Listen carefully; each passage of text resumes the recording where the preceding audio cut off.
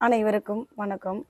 கள்ளக்குறிச்சி கள்ளச்சாராயம் வழக்கில் பார்த்தீங்கன்னா, கலெக்டர், எஸ்பி இவங்கள எல்லாத்தையும் பணிமாற்றம் செஞ்சாங்க. இந்த பணிமாற்றம் செஞ்சுட்டா அந்த பிரச்சனைக்கு முற்றுப்புள்ளியா ஆயிடுமா என்னன்னு தெரியல. இதே போல தான் நம்மளுடைய வழக்குலையும் அந்த கலெக்டரை மாற்றினாங்க, அந்த எஸ்பியை மாற்றினாங்க. அப்போது அவங்கள மாற்றிட்டா அந்த பிரச்சனைக்கு முற்றுப்புள்ளியா? நீங்களே சொல்லுங்கள்.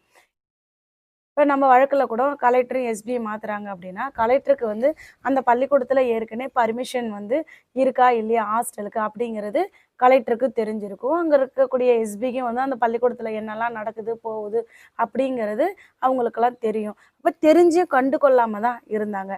அதனால தான் நம்மளுடைய தங்கத்தோட உயிரை அவன் பறிச்சிட்டான். இப்போ இதுக்கு காரணம் யார் அப்படின்னா அந்த அதிகாரிகள். அந்த அதிகாரிகளுக்கு அவங்களுடைய வேலைகளை சஸ்பென்ஸ் தான் பண்ணணும். ஆனால் பணிமாற்றம் பண்ணுறாங்க. இப்போ பணிமாற்றம் பண்ணனா இதே தவிர அங்கே போய் வேலை பார்க்கக்கூடிய இடத்துல செய்வாங்களா செய்ய மாட்டாங்களா? நீங்களே சொல்லுங்கள். இப்போ கள்ளக்குறிச்சி கள்ளசாராயம் வழக்கில் கூட இப்போ இந்த அதிகாரிகளை கலெக்டரை எஸ்பி இவங்களெல்லாம் மாற்றினாங்க. இப்போ கலெக்டருக்கோ இல்லை அந்த எஸ்பிக்கோ தெரியாமையாக அங்கே கள்ளச்சாராயம் விற்பனை நடந்தது.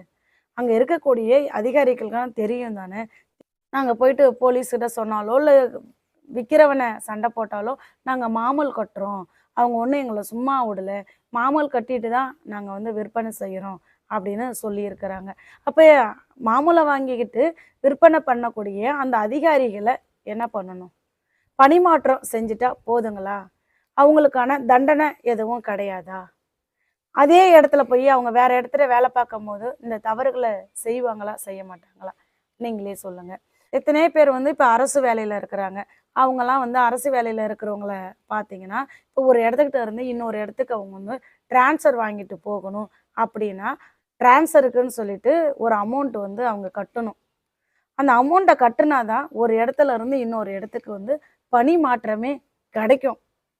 ஆனால் கள்ளக்குறிச்சியில் வேலை பார்க்கக்கூடிய அதிகாரிகளுக்கு சர்வசாதாரணமாக எந்த ஒரு அலைச்சலும் இல்லாமல் எந்த ஒரு செலவும் இல்லாமல் பணிமாற்றம் கிடைக்குதுங்க.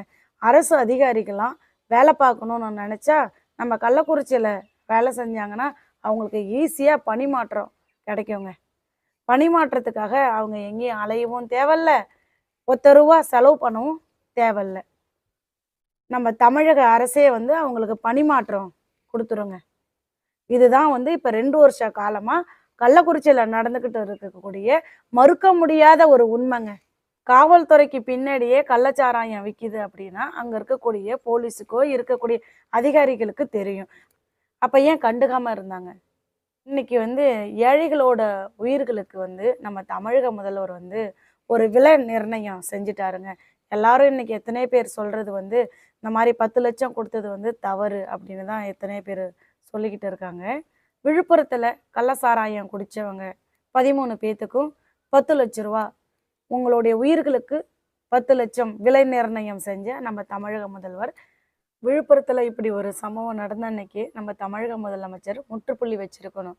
ஆனால் அதுக்கு மாறாக அவர் மனசில் என்ன நினச்சாரோ, அதாவது எவனோ குடிச்சிட்டு செத்தாலும் பரவாயில்ல, இது நம்ம 10 லட்ச ரூபா ரெடி பண்ணி வச்சுக்கிட்டா போதும் அப்படின்னு ஐயா நினச்சாரா என்னன்னு தெரியல. இன்னைக்கு கள்ளக்குறிச்சியில் இத்தனை உயிர் போயிடுச்சு, அத்தனை பேத்துக்கு 10 லட்ச ரூபா அப்படின்னு ஐயா கொடுத்துட்டாரு. அப்போ ஏழைகளோட உயிரோட விலை மதிப்பு இவ்வளவுதான் அப்படின்னு நம்ம தமிழக முதலமைச்சர் அவர்கள் முடிவு பண்ணிட்டாங்க. ஆனால் அந்த பிரச்சனையை முடிக்கணும் அப்படிங்கிறதெல்லாம் நம்ம ஐயாரோடைய எண்ணமா இருக்கா இல்லையான்னு தெரியல. ஏழையோட உயிரா, உனக்கு விலை நிர்ணயம் நான் செஞ்சிட்டேன் என் ஆட்சியில் அப்படின்னு ஐயா நினைக்கிறாராட்டுக்கு.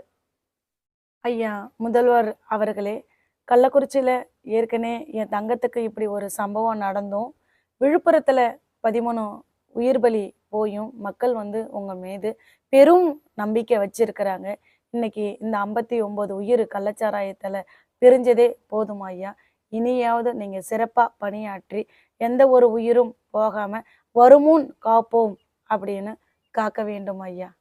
எங்களை மாதிரி ஏழை எளிய மக்களின் உயிர்கள் போக வேணாம் ஐயா.